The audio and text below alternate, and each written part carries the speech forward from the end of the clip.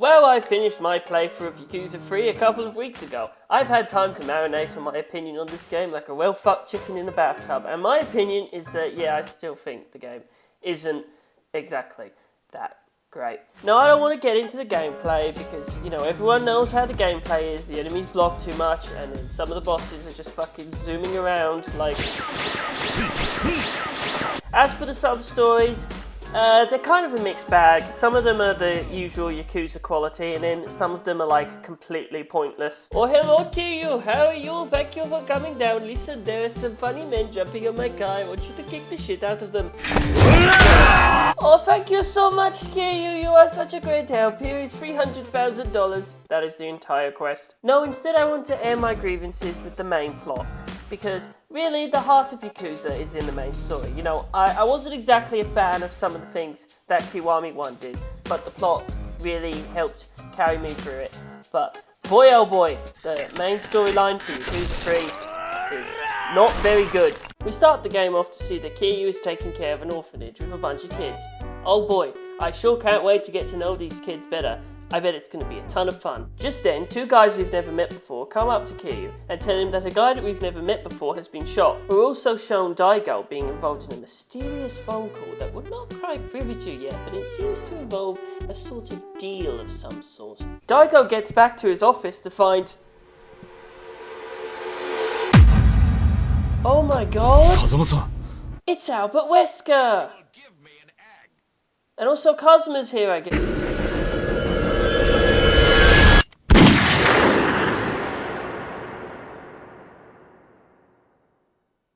Daigo's fucking dead. Meanwhile, Kiryu meets this little girl who we've never met before, and it turns out the person who shot the guy that we've never met before was the same person who shot Daigo. But how is that possible? What's going on?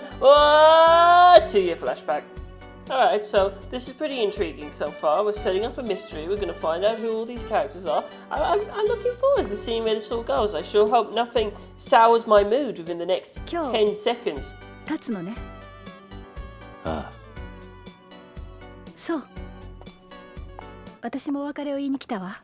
Oh, okay. I guess Sayama didn't want to come back for American Gods Season 3. That's fine. Whatever. She's just gone from the franchise forever, I guess. Great.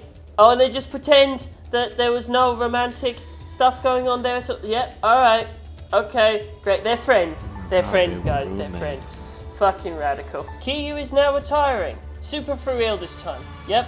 Says goodbye to all his friends, and then he goes up to the roof of the Millennium Tower, and he has a big old fight with Majima. We of course defeat Majima, and in exchange, he decides to take care of Daigo while Kiryu is gone. I'm sure this is going to go super well. Chapter 2. We're in Okinawa now, and we're looking after all these kids in an orphanage. One of the kids is sad and is crying on the beach, so we get to run over there and cheer her up. Oh boy, I sure do love helping these children out. Uh-oh, Treadle Fuck and Treadle Dick are right outside, and they're trying to get us kicked out of the orphanage for some reason. Kiryu resolves to solve the situation peacefully, and so, the second he catches up with them, he beats the absolute goddamn shit out of one of them. We find out that the names are Rikia and Mikio, and they work for the Ryudo family. We go to meet their boss, Nakahara, and he explains a little bit about what the hell's going on. So there are two big politicians who are trying to get the land that Kiryu's orphanage is on.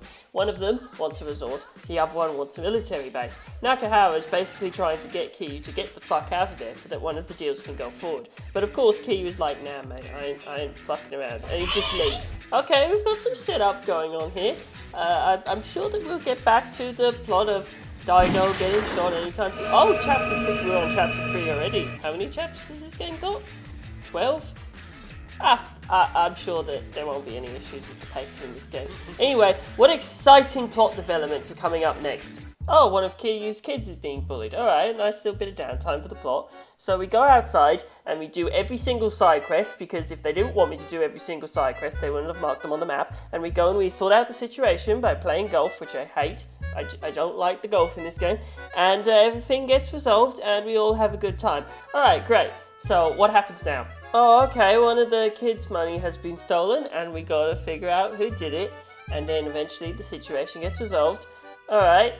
No, but for real though, what's going on in the main story? Oh shit, Saki's gone missing. That's a problem. Let's go sort it out. Uh-oh, looks like Nakahara got into the secret source again. You fucking dumb shit. Kiryu goes to hunt for Saki with Rikia, and Nakahara's like, this isn't gonna make me change my mind about the land. But Kiryu's like, yeah, I don't give a shit, I'm gonna save your daughter. And Nakahara's like, oh. We eventually find out that Saki's mother has taken her to see Tamashiro, who is the absolute biggest scumbag ever recorded in human history. Like, this guy is fucking Satan triple deluxe. Kiryu proceeds to beat ass through the office in 17 different ways, until he finally reaches Tamashiro. Tamashiro is like, I am evil, and Kiryu is like, fuck you, and then he beats the shit out of him, as is tradition for this series. Then we get a touching scene where Nakahara and his daughter are united, and everyone is happy, and it all works out great. The family swear an oath to Kiryu. Then Daigo shows up with some guy. Turns out the Tojo clan was involved in getting the land for the deal. More specifically, the Tamashiro family. But as they've just shown, they're a bunch of cunts, so that probably isn't moving forward. The other guy's name is Toma. He's working for the Minister of Defense, Tamiya. Keep an eye on this guy, because the game won't. Daigo is like, listen Kiryu, you're my bro, you're my buddy, you're my pal, you're my friend, so you know what? You can keep your land, you don't have to worry about that anymore. But Toma's like, this bill is sort of a big deal, we're gonna have to pass it eventually. Nakahara's like, we don't really need this resort. But Toma's like, nah bro, I love Okinawa, we gotta get Okinawa big up, put it on the map, we gotta do it. It's a whole thing, don't worry, this will come back later. Daigo leaves, promising that absolutely nothing will happen to the deed to the land. He's going to keep it safe and secure. And also, this is where Nakahara finds out that Kiryu was the 4th chairman. And he's like, oh my god, but everyone knows who you are, except me, apparently. Really, Nakahara? Really? Chapter 3 is over. This whole little subplot has been resolved, and we're now ready to get straight into the main story of the game. Only took 25% of it, but we're finally here. We have all the context we need for what's going on. We understand the stakes. We've got a good picture. We've got a mystery set up with the mysterious Kazuma clone that's running around. Everything's ready. So, you know what? Let's go. Chapter 4. Let's get straight into the main story and find out what the hell is happening. Kiryu plans to take the first plane out. Rikia is excited to go with him. Unfortunately, Kiryu was lying to Rikia, and he wants him to stay there and look after the kids in the orphanage. Alright, well, it's time to do the main story. Let's get to the airport, and let's get back to Kamurocho, and... Wait! Hold on a minute.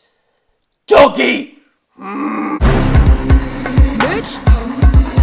Twitch!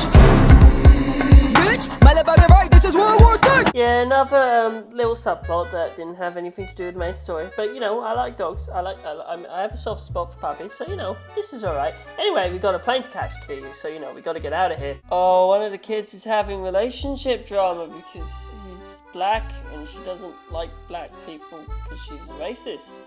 Alright, that's a real interesting game, but, Daigo's been shot, so, I'd quite like to get out there and figure out what's going on with that. Yeah, okay, great. It all worked out. She's not racist anymore. That's wonderful. Truly, it is. Now, Kiryu, can we get on the plane and go do the main story that I'm invested in? Maybe. Oh, there's a new kid on the beach and he's sad, so they play baseball with him. Then he falls down on the floor and then I don't give a shit. Okay, so my biggest issue with the stuff involving the kids is that I do not give a fuck. I want to go find out what happened with Daigo and what's going on with the guy who looks like my adopted dad, and the game keeps stopping me to do these all mandatory, you have to do all of them by the way, all of these mandatory little side missions involving the kids that have nothing to do with the main story. The intended purpose, I'm assuming, is to get you to care for the kids, but guess what? We already know that the kids are good. We like the kids. Maybe the game has forgot, but part of Kiryu's motivation for the first 2 chapters of this storyline was that he didn't want the land to be bought up so that he could continue to look after the kids. Maybe the game completely forgot about the part that I spent 5 hours on. But yeah, I get it. The kids are nice. We all like the kids. Kiryu clearly cares for the kids. I don't need a side mission involving every single individual child having their own personal problem that gets in the way of the main story progression in which Daigo has been shot and there's a clone of my dad running around. I wouldn't have an issue with any of the stuff that's going on with these kids if it was all optional. I would have done them anyway. You know, I like clearing out all the optional stuff that I can and leveling my Kiryu up to be the biggest boy that you can. But when you make it mandatory, that's where the problems start coming in. This has no reason to be mandatory.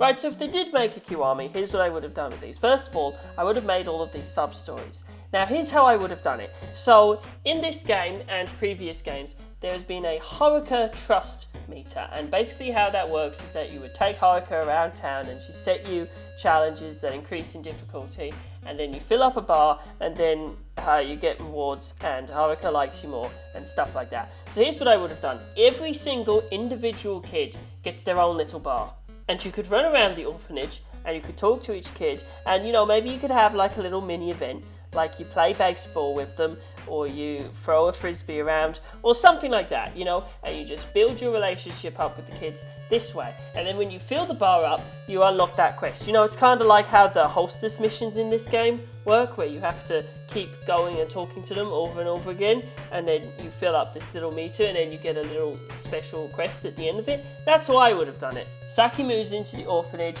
and Kiryu finally, after fucking 3 hours of this stupid fucking kid horseshit, finally leaves Rikia behind and gets on a plane and goes to Kamurocho. And that's when we're introduced to the main villains of the piece. We've got Kanda, who is a creepy sex pervert and is currently running the Nishikiyama family in what is surely a practical joke. We've got Hamazaki, who's a scary fucker who kills a Chinese guy because he got his Overwatch account banned. And we've got Minaj, who is the coolest. Now that Daigo has been shot and is currently in a coma, the chairman's seat is open, and somebody's got to take it. Kiryu pops it to Stardust, only to discover that the Nishikiyama family are trying to take the place over so that they can use it as the base of operations for the upcoming war. Kiryu, naturally, beats the goddamn shit out of this guy, and he runs away, never to appear again in the story, even though he gets his own separate slot in the character list, and it even states that he is the strongest member of the Nishikiyama family, but whatever, he's gone now, he literally never comes back again, so alright, that was a little bit of a tease. I don't really understand why they did that. Kiryu catches up on everything that's been going down with Yuya and Kazuki when he gets a phone call from Kashiwagi, who wants to meet him in the Millennium Tower. Kiryu's in a little bit of a panic, you see, because Kashiwagi's life has been threatened, you see this dialogue right here? Uh-oh, Kashiwagi's in danger, we gotta go help him. But first of all, the cops are outside, and you know what we say to the cops? We run the fuck away from them as fast as we can. Kiryu sneaks around the cops and finds himself in a back alley, where he's confronted by Albert Wesker and a bunch of goons. Albert Wesker proceeds to absolutely goddamn kick the shit out of Kiryu. Seriously, this is like the first proper difficult fight in the game, and it's no joke. This guy is nuts. Look at him. Holy shit. It's mental. I think he might actually be Wesker, having fended off his mysterious assailants. Kiryu is now free to run around Kamurocho however he pleases, cleaning up every single side quest that's available to him, even though Kashiwagi's life is in danger and he's right in front of the building and he really should probably go in. But nah, we gotta help this crazy old man by plugging ourselves into virtual reality and getting the shit kicked out of us by Tamashiro again. Okay, but for real though, let's go and see Kashiwagi, let's see what's going down. Hopefully that thing that I'm really worried is about to happen doesn't happen. Kashiwagi tells Kiryu about the meeting he had earlier with the Dickhead Squad. This is basically 5 minutes of all of the main bad guys screaming at each other about how much they don't like each other and how it would be super cool to kill Daigo. But then Minaj is like, maybe we shouldn't kill Daigo. And then Majima is here also, and he's like, I don't really give a shit. I'm Majima. I'm gonna go back to my construction site and faff about doing nothing. Kiryu fills Kashiwagi in on all the strange stuff that's going on, like how both of the land deeds have been stolen, and this weird guy who looks like Cosmo. Kashiwagi doesn't have a goddamn clue what's going on. Then, all of a sudden... Oh no. No, please don't. Don't do this to me again, please. No, you can't do this.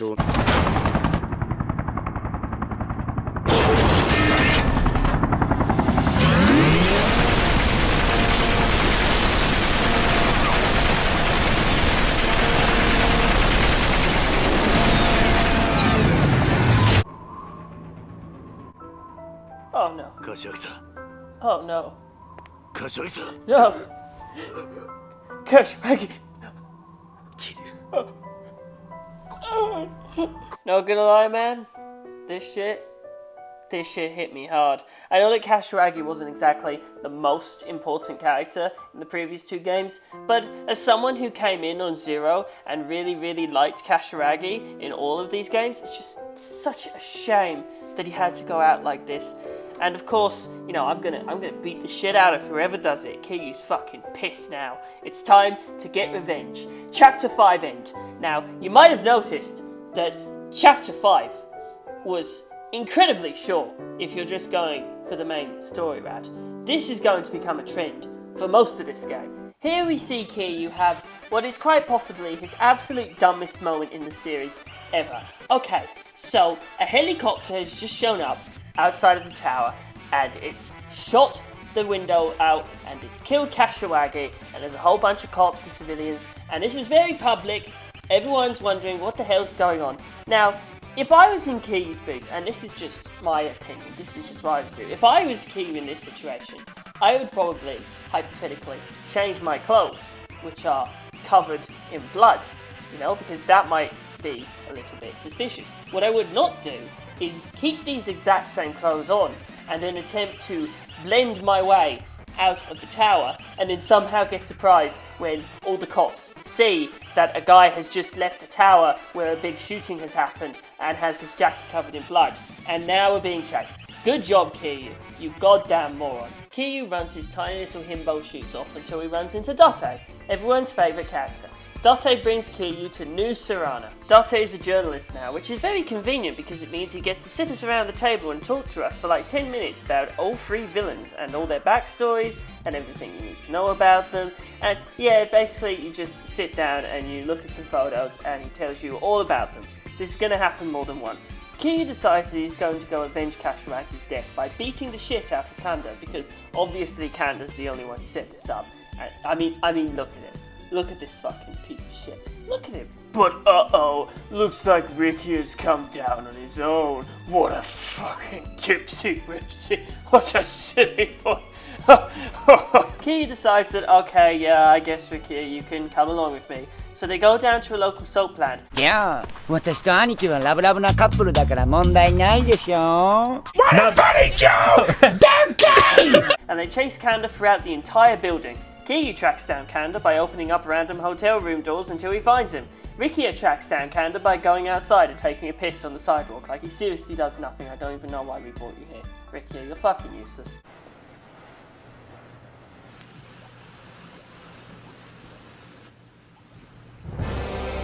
We eventually chase Kanda into the Sexitorium, where we beat the goddamn fuck out of him. After a series of incredibly bizarre and sexual features, Kiryu realises that Kanda couldn't have set the assassination up at all, because he's a fat, dumb, lazy, balding piece of shit who makes weekly YouTube videos about the AAA games industry, so he just knocks him out cold and leaves. Oh hey Rikia, yeah, you were a great help down there. What's that? Oh, you wanna go out for a little meal? You wanna like take a little trip around the town? Yeah, okay, let's do that, because you know, you deserve a reward, because you were such a great help back there. You know, when I did all the fighting, and you just disappeared off screen, and were completely useless. Great job, Rikia. Then we get a really heartfelt scene, where Kiryu and Rikia they sit on a swing, and they think about Kashiwagi, and everything he did. And it's kind of weird that this is where Kiryu lets out his emotions about Kashiwagi, because you can skip this scene. At any time, you can just skip hanging out with Rikia. So, you know, it's kind of strange that they would put this scene in here. Because, you know, I cared a lot about Kashiwagi. In case you couldn't notice, in case you just blacked out there. I kind of liked Kashiwagi. So, you know, this is a weird place to put it. We also get these two cool little side quests involving Rikia, where he gets scammed by his childhood friend, and then he gets his tattoo finished. And you know, it's nice. It builds up some character. Also, this is the end of chapter 6. It kind of ends weird. You talk to Date, and then the screen just fades to black. Yeah, usually Yakuza chapters end with like a big CG cutscene where some new revelation comes out. But here it just kind of like, alright. Chapter 7 opens with a mysterious meeting between Hamazaki And Majima? Brrr! Oh no, Majima knows something about the resort deal. Hamazaki wants him to kill Kiryu, because obviously Kiryu's gonna come down and beat the shit out of him when certain information comes to light. Oh, and wait, oh no, the resort deal's moving forward. What's going to happen to the children? Whose side quests am I going to do now? Turns out, Majima has been photographed meeting with the politician behind the resort deal. What the hell is going on down here? As previously stated, Kiryu goes to meet Majima to beat the shit out of him, to find out what is going down. This is also when you unlock the Hitman missions. There's a bunch of hitmen going around. They're targeting Tojo clan members. What the hell is going on? You go to the map and you go to this specific point and you beat the shit out of one of them and you learn nothing and then you get paid and you repeat this over and over again for the rest of the game until you find the leader. Oh hey, yeah, it's that guy with the guns. What was he doing last time we met?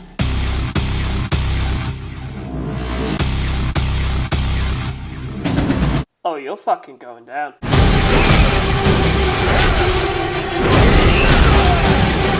Kiryu goes down to Purgatory and he meets Majima. And of course Majima is like, if you want the information, you're going to have to beat the shit out of me in the Colosseum, as it is in every single game.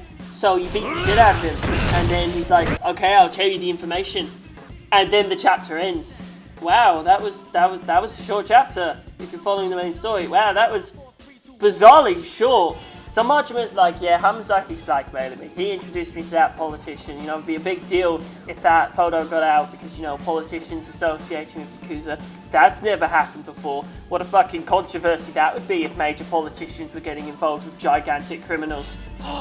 Look everyone, it's the florist! Everybody loves the florist. If you don't like the florist, unsubscribe from my channel immediately. Sadly, this is the florist's only real major scene in the game. He doesn't really become relevant after this whole sequence of events comes to a close, unfortunately. So, you know, savour him while he's here. I was kind of waiting the whole game for the florist to turn up, so, you know, it's nice that we got him in. See, in the scene where Date was telling Kiryu about all the big bad guys, there was kind of this weird little detail where Hamazaki's family is only 10 guys. So it's like, how the hell did Hamazaki get that much power? Turns out it was because he was getting involved with the Chinese mafia, specifically with Lao Carlong. Remember him from Yakuza 1? You enter his restaurant and Kiryu definitely did not kill that guy by using him as a human shield against the machine gun. Hamazaki wants to build a top secret underground casino underneath the resort. And you see, this is kind of something that I was predicting, you know, when they were like, oh, it's between a resort or a military base. I was kind of in my head thinking, okay, so something fucky's going on with the resort, and a military base is going to be the good thing. Because really, that's how all these stories work. You introduce a good thing and a bad thing, and then you reveal that the good thing was actually bad, and the bad thing was actually good. Oh boy, it sure is convenient that we had this conversation because the entire Chinese mafia has turned up in Kamurocho and they end up kidnapping Rikia and shit is going real bad, and Lao Carlong is basically baiting Kiryu out for a fight because he wants revenge because of, you know, he kind of fucked his life up a while back. Anyway, Kiryu runs out and we get into a great big action set piece to track him down. This is around the point, specifically this guy right here, where the whole blocking every attack in the combo started to become incredibly noticeable and kind of obnoxious. And it somehow kind of only got worse from here. Lao Carlong is about to kill Rikia, but then Kiryu shows up, and so of course Lao Carlong and Kiryu get into a rematch, and it's a pretty difficult fight as long as you don't know the Tiger Drop. Guess what? I know the Tiger Drop. So of course, Kiryu beats the fucking shit out of him. Rikia is about to be executed, but...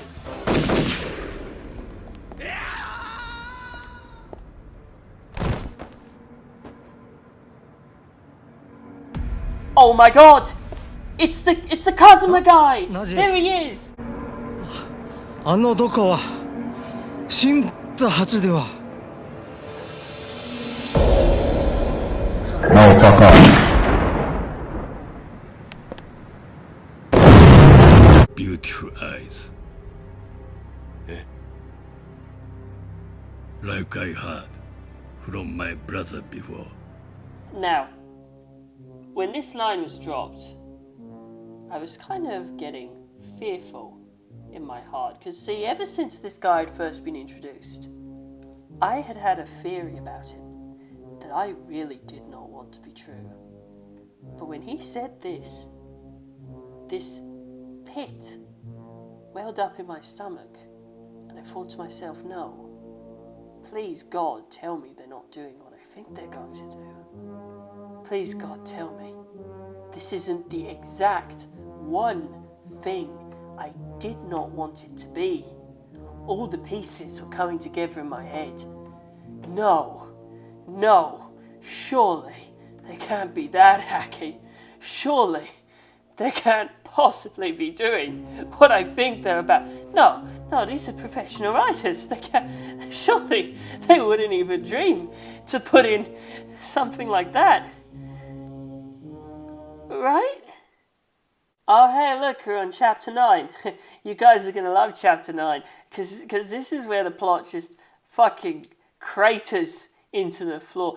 This is where things get real fucking bad. So everyone's understandably a little confused, because that guy shot Nakahara, but he also saved Ricky's life. So what the hell's going on here? Something fishy's going on. All of a sudden, Minaj shows up. Hey Kiryu, I just wanted to apologise to you real quick. Look, I bought you a box. I filled it full of cakes and goodies. And just kidding, it's Kanda's head, bitch. So yeah, he just cut Kanda's head off and put it in a box. Kanda's dead now. Threw a big hissy fit in Minaj's apartment, and Minaj was like, you know what, I don't need to put up with your shit anymore. And he beat the fuck out of him, and then he had a bunch of guys cut his head off. And she's offering it as an apology. And wow, that's a little fucked up. And then Minaj says this. 探したところで見つからないでしょうけど、おそらく日本にはいないでしょうね。ラウと共に行動していた浜崎は彼らの手によって拘束されているに違いありません。Hey, wow, that's cool. Actually, no, it isn't. That fucking sucks. I hate that. Okay, so here's my problem with Hamazaki just being taken care of off screen. He did not meet Kiryu once. Like, he didn't even interact with Kiryu at all. He didn't send him a text with a threat, or, you know, like a dick pic or something. He did not have a single word shared with Kiryu, and now he's just being taken out off screen by the Chinese mafia, and I hate that so much. I was genuinely really excited to get into a fight with Hamazaki. You know, I thought it was going to be really cool and we get a lot of insight into his character, but no, now that Lao Carlong's dead, they've just taken him away, and he might be dead and he might not be dead, but he's definitely not going to be affecting the plot in any way moving forward. And that is just total horseshit. Like, at least share some words with Kiryu. Okay, so imagine you're watching Full Metal Alchemist, right? And you get to this scene, and then you get this little tease of Sloth doing his own business, and you're like, oh damn, that guy looks cool. I can't wait to see what kind of fights he gets into. And then 40 episodes pass, and Sloth has not reappeared on screen once. He's had like one scene on screen, you know, but that's it. And then out of nowhere, in the final battle, they're talking to Father, and Father's just like, oh yes, by the way, Sloth is dead. I had him shot in the head. And he just never got into a fight.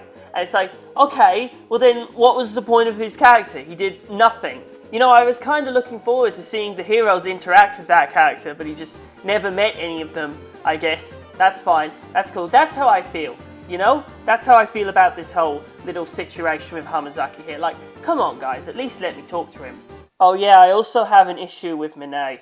So it's pretty clear at this point in the game that Minaj is going to be the final boss. Like, everyone could see it coming. From the moment the three big boys were revealed, I was like, okay, which of these guys is going to be the final boss? And now that Minaj is the only one left, I'm like, okay, yeah. But see, I have an issue with this, because up until this point, we don't really get to know Minaj in his relation to Kiryu specifically. Okay, so in Yakuza 0 we've got Shibuya, and from the moment we first meet him, it's pretty clear that he and Kiryu are, you know, they've got a history behind them, and you get a good look into what kind of character he is, and it's built up throughout the game that he's going to pull some bullshit, and then you have a big fight on top of a boat, and it's really emotional, and it rules.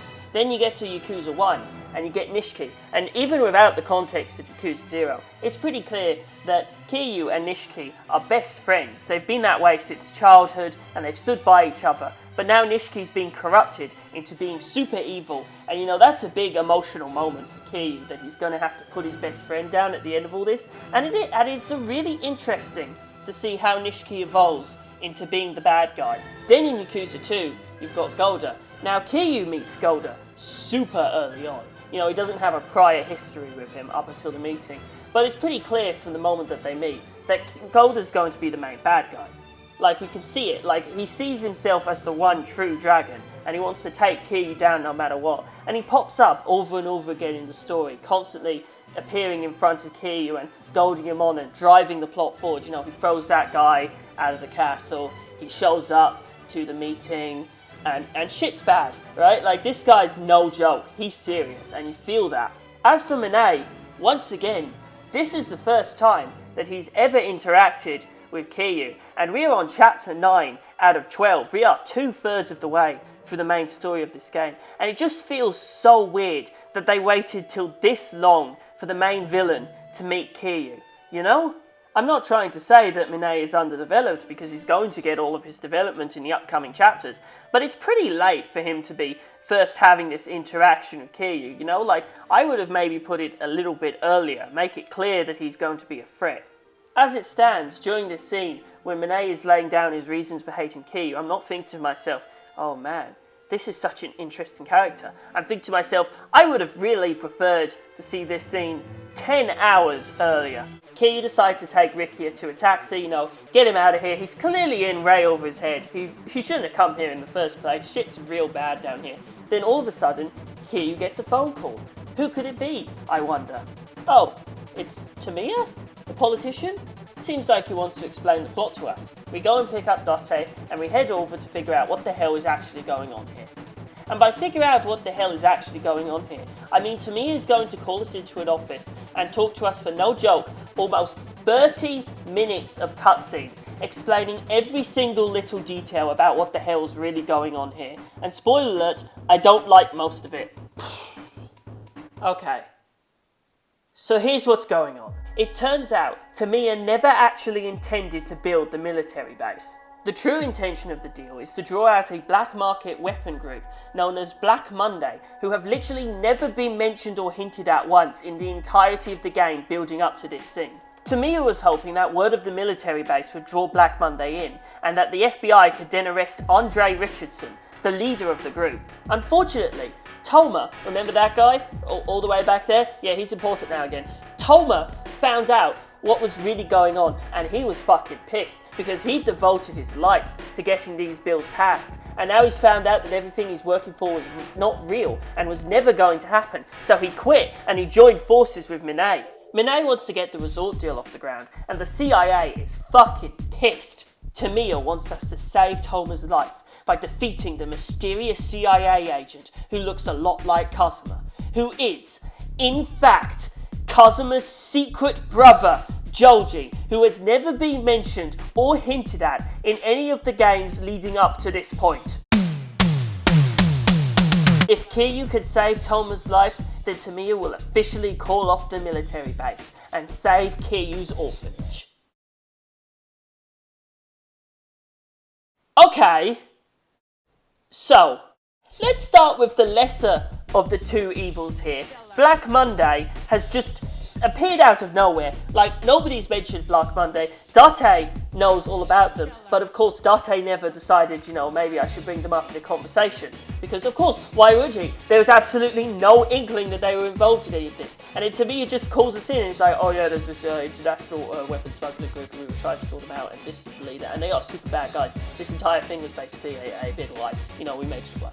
Okay, well I would have, you know, liked some hint. I would have maybe, you know, liked to figure that out. I like, you know, guessing what's going on in a story, and this is, you know, it's like Sherlock. You know, Sherlock he's looking at the scene and he's like, yeah, and he's like, I've got it. It was in fact a boomerang. Oh, brilliant. Yeah, the audience would have totally figured that out. Fuck you. Second of all, remember when I said that I had a theory about who the Kazuma looking guy was? But I was like, oh, I sure hope it isn't that. Turns out it was literally exactly what I was hoping it wasn't. Like the absolute worst case scenario. Right down to him working for the CIA. A secret brother. Really, we just created a secret brother for Kazuma. Alright, you know what, that's great. Actually, no, it isn't. I hate that. I really do. What is this, a fucking Indian soap opera? We're just inventing brand new secret brothers? You know, you'd think that Kazuma would have mentioned at some point in the years that he's known Kiryu, like, oh, by the way, I've got a brother, actually. Like, even in passing, that would have been pretty neat. But no, apparently Kiryu has never heard, even off screen, he has never been... I'm losing the ability to form coherent sentences because I hate this plot twist so goddamn much. I feel like this game is missing like 35 minutes of cutscenes. I feel like this definitely could have benefited from a Kiwami. Like how Kiwami 1 added all those scenes showing exactly how Nicki fell to the dark side. I feel like this could have used so much more content, foreshadowing this group's existence and doing some foreshadowing for Kazuma having a brother. That would have been cool. Maybe even some stuff with Toma, build up the mystery of what the hell's going on here. That would have been great. This story is so bizarrely paced. It is simultaneously incredibly slow with all these orphanage segments that don't affect the plot at all and just drag it out as far as you can. And also incredibly fast paced with multiple chapters that have barely any plot in them. Like this chapter is literally just we walk outside and then we go to a building and then we talk to a guy. And that's the end of the chapter. There's a fight at the end of this chapter too, by the way. Majima shows up in the truck and he saves Kiryu's life because Majima fucking rules. But it's like, God, what the hell is going on? Like, okay, chapter 7, right? We run to Majima and we fight Majima. And that's the end of the chapter. Chapter 8, we have a big long fight sequence fighting all these dudes on the street, ending with Lao Carlong. And that's the end of the chapter. Chapter 9, we get in a taxi and we get into a 30-minute cutscene. And then the chapter ends. Okay, well anyway, that's the gist of what's going on here. Kiryu's got to save Tama's life. Majima shows up, he's in a truck, he's like, oh, I'm Majima, I'm the best character. And then that's the end of the chapter. Alright, chapter 10. Minaj backstory. He had a rough life, all the kids beat him up, his dad died, his secretary's worried for him. He goes off to do some bullshit. I'm glad that we're finally getting some insight into Minaj's character, like I said. But it's a little late in the game to start developing the villain like this. I'm just saying, I don't hate the development, but it's a little late. Kiryu arrives back in Okinawa to stop Toma's assassination. But first things first, we gotta go check on the kids. Hey kids, what's going on? Oh, I missed you all so much. Oh look, Nakahara's fine as well. Wow, seems like everything's gonna turn out pretty alright. Wait, what's this cutscene happening? What? No, you can't do this. No, surely you can't. Wait, I thought that was only Oh no. That fuck suffers an injury and he can't wrestle anymore, but then it turns out he's alright. We put on a show for him, everything works out. Haruka's getting involved in some drugs? Oh, that's bad. Girl, Haruka, you should know better. Nobody appreciates the little girl, so she's gonna run away. Okay, you gotta chase after her, show her she's appreciated. I can't fucking believe this shit, dude. I was kinda under the assumption that we were done with these after chapter 4, so, coming back to this, I was outraged. I don't even have the fucking words to get mad at how much I hate this shit. Like, I audibly fucking screamed, God fuck no, when I realized that we were gonna be doing another fucking round of this bullshit. And it's not like I don't appreciate it. I enjoyed the sub-quest with Mikio's dad because it was optional and not mandatory. And I like Mikio. Anyway, Toma's about to be shot. Let's go. Alright. Let's go save Toma's life, I guess. We're at that point. Kiryu goes to the strip club and he finds Toma and he's a drunken fuck, and then Joji shows up and he goes to shoot Toma, and then Kiryu's like, hey bitch, I'm gonna beat the fuck out of you.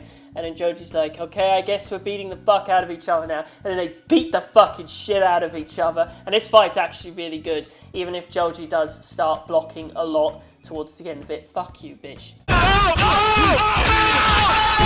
And now Joji is like, okay, well, I'm not going to try and kill Tom anymore because I'm a man of my word. And Tom is like, oh man, Tamiya still likes me even though I betrayed him.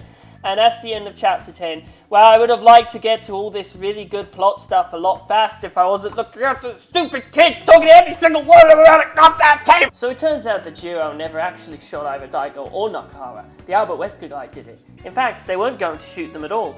But then, of course, you know, he reached into his pocket and both of them were like, oh, holy shit, he's gonna fucking shoot me. And well, you know, things kind of escalated from there. You know, it's an understandable reaction. Jiro tells Kiryu that there's a good chance that Minaj knows where Daigo is.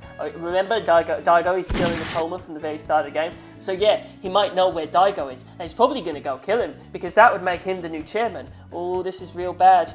Oh god, we gotta take it. Oh my god, no, get the fuck out of here, fat fuck. No, we don't want to talk. Look, we have serious business. What could possibly be so important that you...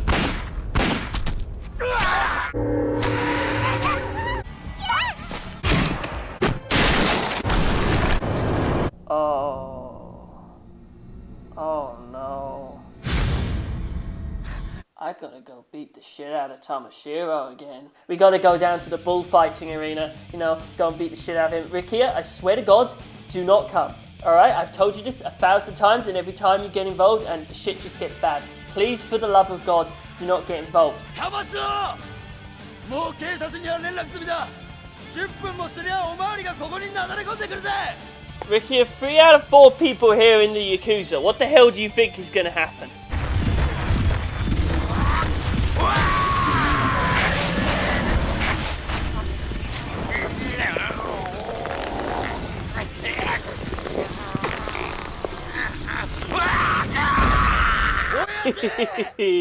This game fucking rules, actually. Just delete the entire review now. The game's redeemed itself. Kiryu, get the gun. Get the gun, Kiryu. Kiryu, pick the gun up. Take the gun away from me. Get the gun. Get the gun, Kiryu. Get the gun. Pick it up. Pick the gun up. Pick the gun up, Kiryu. The gun! The gun, Kiryu! Get the gun! Get the gun!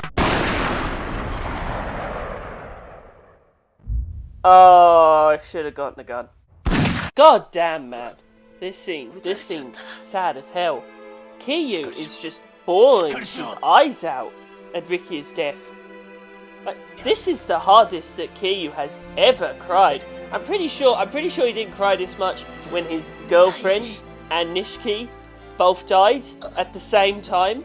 Jeez, I have never heard Kiryu give out this much emotion. Props to the voice actor, he is absolutely killing this scene. Likia. Oi! Likia! Oi!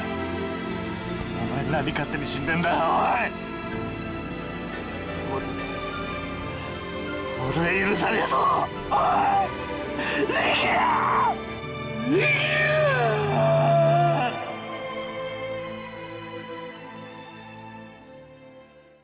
Minaj is heading to the hospital that Daigo's in. Meanwhile, his men are making fun of Daigo right behind him.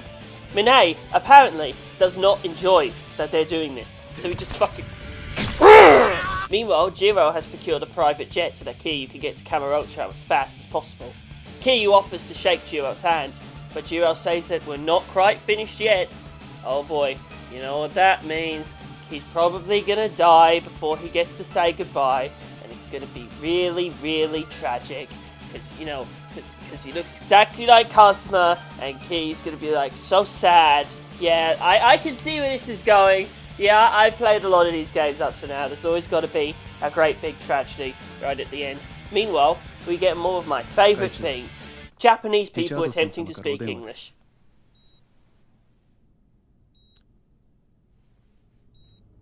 Aru. Okay, got it. Okay, we're just wondering if you'd like to upgrade from a Happy Meal? No. There's no change in the plan. Okay, man. Bye. Whatever you say. One Happy Meal Pokemon card. Kiryu leaves Date with Haruka, gets in a cab, goes to the hospital, and just beats the goddamn fucking shit out of everybody in it.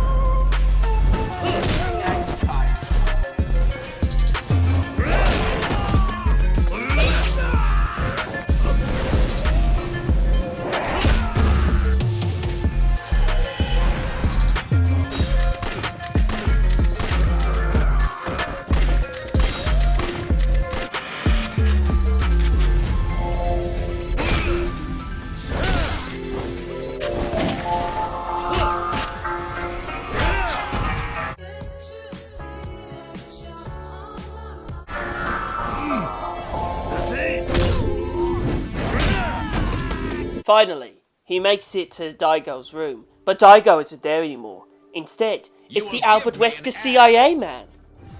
Looks like you're a little late. He speaks English. You just missed it. Yes, they got an actual English voice actor to voice this guy. I was not expecting this at all. You know, I was expecting him to just speak Japanese. But no, the CIA is in America, and so they actually went and they got an American voice actor to voice this guy. He was even in Elite Beat Agents, so, you know, he's automatically a 10 out of 10. So, alright, this should be interesting. If you're looking for Daigo, Mine's taken him up to the roof. What? The roof? Mine's taken him up to the roof. The roof? To the roof. Why does he sound like that? Roof. No, this happens multiple times during this guy's dialogue as well. He just says words really strangely. It's like, this guy is an English voice actor, right? Why is he saying the lines like that? I'm assuming this is a director, right? Why is he saying the lines like that? That sounds awful. Rough. The only game theory I could come up with, aside from that was just how he was told to say the lines, was that this guy was voiced by a Japanese dude, and then they were like, we should get an American in, but it was too late to change the cutscenes, or something. So then they just had him say that, because that is how a Japanese person would say roof. They'd go rough. So, you know, maybe, I don't know much about the professional voice acting industry, but something weird was going on there. I guarantee you that is not how that guy normally talks. One thing I do like about this scene is that it's clear that Kiryu doesn't actually understand English, and so the CIA man keeps using, you know, he points up to the roof, and Kiryu's like, they're on the roof, and then he tightens his glove, and Kiryu's like, okay, I guess I gotta beat the shit out of you. So, you know, that's pretty cool. This is the end of the line for you, Kazuma Kiryu. Kiryu? Kiryu. Okay, guys. Okay, that is an incredibly basic mistake that you really should have caught. Kiryu? Kiryu? Kiryu. Really? Okay, something is going on in that studio, and I don't want to find out what it is. Anyway, Kiryu beats the fuck out of Wesker, and then a bunch of CIA guys, and then Wesker again, but now he has a gun. Go to hell.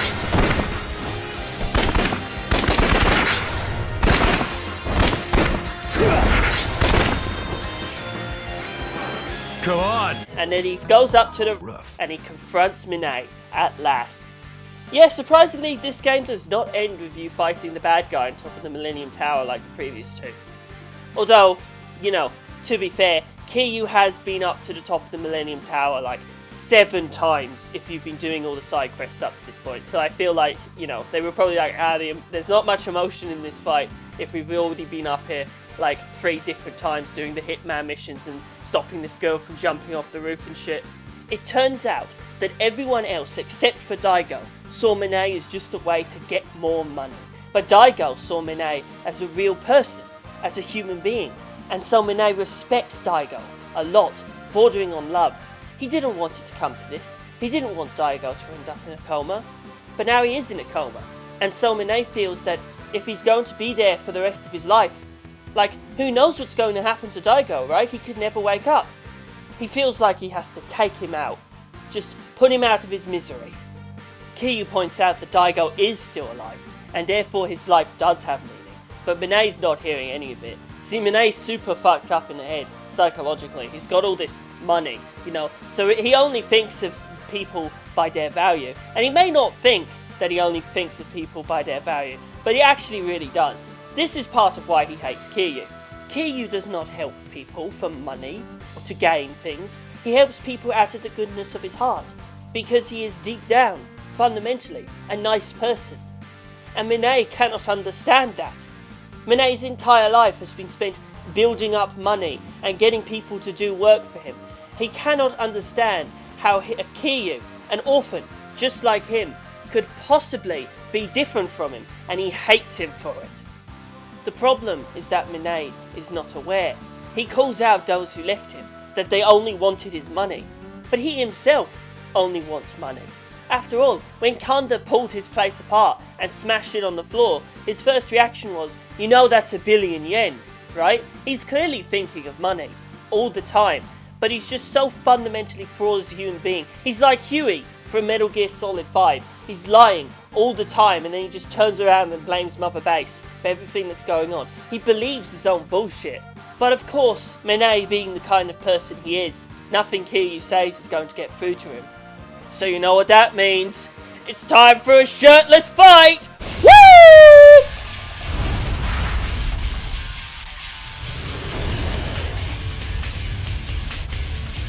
This fight's actually pretty cool. I really enjoy this boss fight a lot. It's a good ending challenge. Yeah, Minaj does block a few times, but he's got some good shit going on, and it's a really good fight.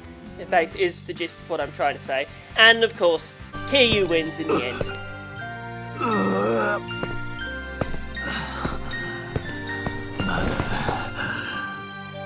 まだ終わってねえ。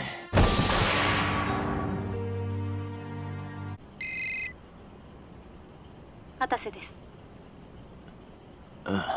例のドバイの案件の株、時価の10倍での申し込みがありました。 It's just a deal they're trying to broker. Damn. Minaj just puts the phone down. Fuck. Kiryu is kinda right. Minaj and Kiryu are now best friends, essentially. Unfortunately, the CIA man decides to come up and ruin the fun. But egads! Those are not CIA! That is Andre Richardson, the leader of Black Monday. He has been here the entire time! So wait, hold on.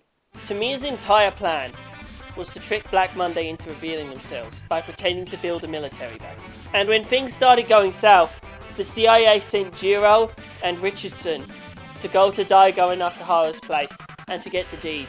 And then they sent Jiro to kill Toma, who they thought he knew too much about what was really going on. So Richardson, in an attempt to hide from being arrested by the CIA, joined the CIA.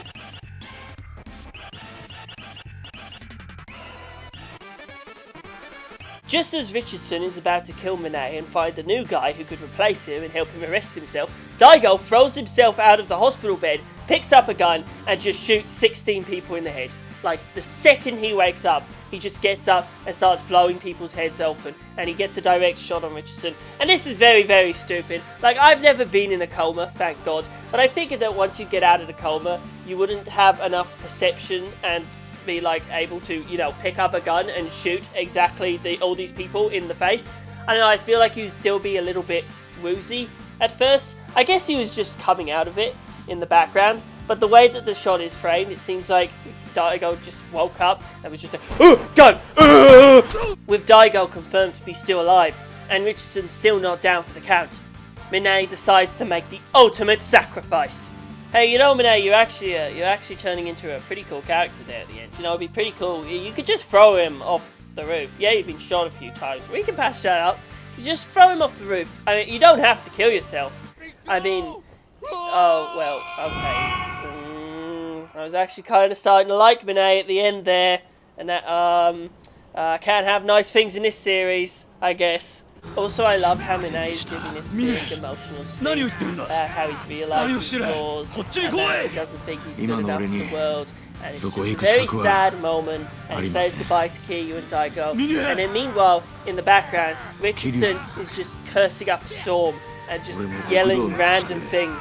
It just doesn't fit at all. Jiro shows up with Haruka in a helicopter, and it's time for the final cutscene.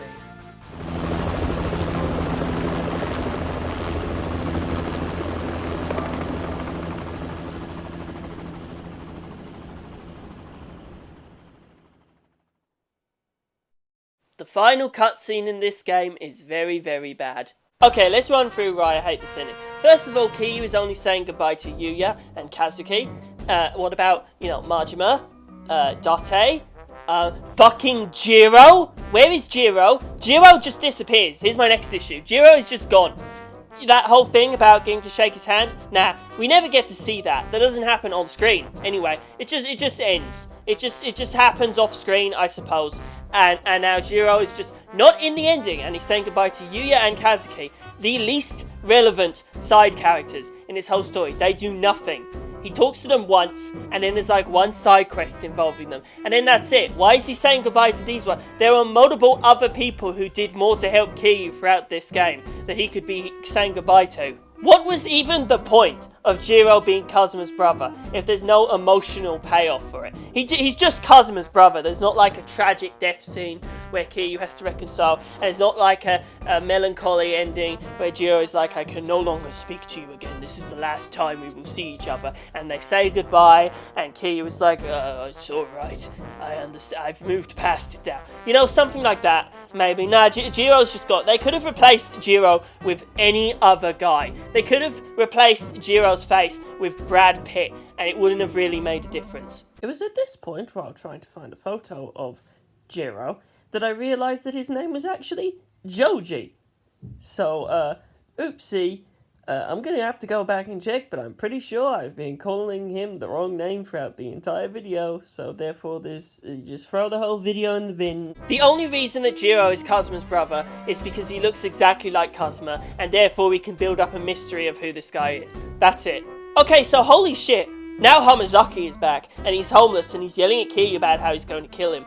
And Kiryu turns to Hamazaki, who's just having this breakdown in front of him, who is very clearly dangerous, who Kiryu has never interacted with once in the entire story, and who Kiryu only knows about through him being a total asshole and blackmailing Majima and working with the Chinese mafia to take Kiryu down, and just generally being just like an incredibly unpleasant person. Kiryu turns to Hamazaki, ranting and raving in the middle of the street, and goes, "Nah bro, put the knife down. You can still turn it around."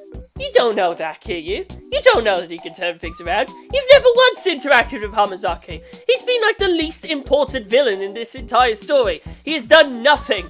You have not exchanged a word before this. And oh look, now he stabbed you. Wow, Kiryu, what a shock. So we're doing the same thing as Yakuza 2, where we fake out that Kiryu died, but then we reveal after the credits that he's totally fine, and he's living happily with the kids, and what a happy ending. But like, okay, I don't understand the purpose of this scene. I would have been happy if, say, Richardson shot Kiryu a few times on the roof, and then Daigo was holding him after all was said and done and was like, "No, Kiryu, you can't die yet." And they left it kind of ambiguous until after the credits have rolled. I would have been fine with that. Instead, we just throw in this completely pointless scene where Hamazaki comes back out of nowhere, no explanation for how he got out of the Chinese guy's hands. I guess they just let him go for some reason. They don't seem like the kind of people who would do that. And he just shows up and stabs Kiryu. This is their first meeting, and it's just completely pointless. Like, you could have cut this scene out, and I would have been perfectly happy. You could have just faded out before Hamazaki even showed up, and it still would have had the same emotional weight. Like, imagine if Giorno defeated Diavolo, and they were walking off towards the Colosseum, and then out of nowhere, Ghiaccio came back, and he just hit Giorno with a steel chair, and they were like, oh my god, Giorno's dead, and then they just come back, and he's fine, and the ending just plays out totally the same, and nothing's different. Like, bro, what is the point? Anyway, that's the end of the game. That was Yakuza 3. In case you haven't picked it up, I'm not a fan of certain parts of the plot, and you know, it's just my opinion. Feel free to disagree with me in the comments. Maybe I missed something kind of important that makes one of my points look incredibly dumb. Like, I'm a big, stupid, dumb idiot. But otherwise, this has been Frank, aka Mysterious Jojo, aka Mystery Homo, aka Dolly Dolly Don Don, aka Fred, aka if I have to add any more of these names to this thing, it's gonna I'm just gonna cancel the whole bit. I have talked about this game for much longer than I thought I would, so I'm just gonna abruptly end the video here with a funny joke.